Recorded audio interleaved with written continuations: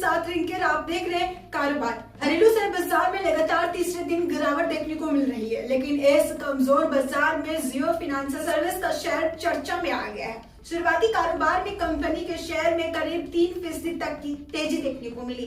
आखिर इसकी वजह क्या है और बैंक ऑफ अमेरिका के साथ जियो क्रेडिट की ये डील कंपनी के लिए कितनी बढ़िया है, ये आसान भाषा में समझते हैं। दरअसल जियो फाइनेंशियल सर्विस की नॉन बैंकिंग लेंडिंग यूनिट जियो क्रेडिट में बैंक ऑफ अमेरिका बड़ी हिस्सेदारी खरीदने जा रहा है। ये डील करीब 18,268 करोड़ रुपए की है। इसके तहत बैंक ऑफ अमेरिका शुरुआत में जियो क्रेडिट में 26.5% हिस्सेदारी खरीदेगा। इसके बाद जरूरी रेगुलेटरी और कानूनी मंजूरियां मिलने पर उसकी हिस्सेदारी बढ़कर लगभग 49.9% तक हो सकती है। यानी अमेरिकी बैंकिंग कंपनी जियो क्रेडिट में करीब आधी हिस्सेदारी लेने जा रही है। ये खबर जियो फाइनेंशियल सर्विस के शेयर में तेजी की बड़ी वजह बनी है।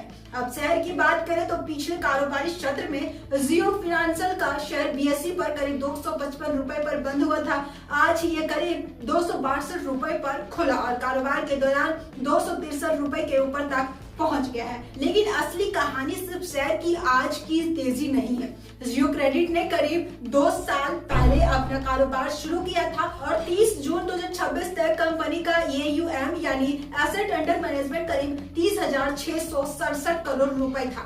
जियो क्रेडिट एक डिजिटल फास्ट NBFC है, यानी कंपनी टेक्नोलॉजी और डिजिटल प्लेटफॉर्म के जरिए अलग अलग तरह के लोन उपलब्ध कराने पर फोकस कर रही है। ऐसे में बैंक ऑफ अमेरिका की एंट्री जियो क्रेडिट के लिए सिर्फ पैसा जुटाने की डील नहीं है, बल्कि इससे कंपनी को ग्लोबल फाइनेंशियल एक्सपीरियंस और मजबूत पार्टनरशिप का फायदा भी मिल सकता है। यहाँ एक और बड़ी बात समझना जरूरी है। जियो फाइनेंशियल सर्विस पिछले कुछ समय से अपने अलग अलग कारोबार में ग्लोबल कंपनियों के साथ साझेदारी बढ़ा रही है। कंपनी ने दुनिया की बड़ी फाइनेंशियल कंपनियों में से एक ब्लैक रॉक के साथ मिलकर एसेट और वेल्थ मैनेजमेंट बिजनेस में कदम बढ़ाया है। वहीं जनरल और हेल्थ इंश्योरेंस के लिए जर्मन की एलोन्स के साथ भी जॉइंट वेंचर किया गया है और अब जियो क्रेडिट में बैंक ऑफ अमेरिका की एंट्री इस विस्तार को और बड़ा बना सकती है।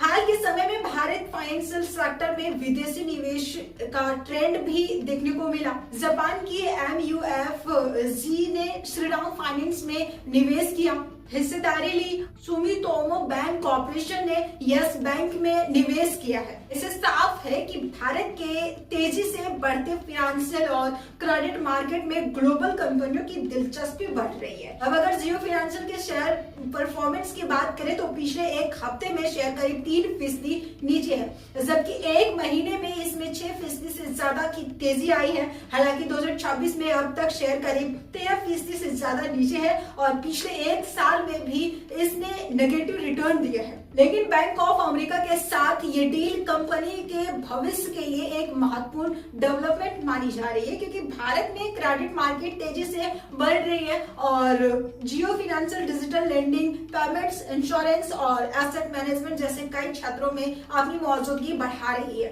मुकेश अंबानी ने भी इस जॉइंट वेंचर को लेकर कहा है कि 2047 तक विकसित भारत के लक्ष्य की दिशा में आगे बढ़ने के लिए एक ऐसा फाइनेंशियल इकोसिस्टम जरूरी है जो बड़े स्तर पर काम करे, भरोसेमंद हो और ज्यादा से ज्यादा लोगों को इसमें शामिल करे। उनके मुताबिक रिस्पॉन्सिबल क्रेडिट का डेमो सिटीजन इस सफर का अहम हिस्सा है।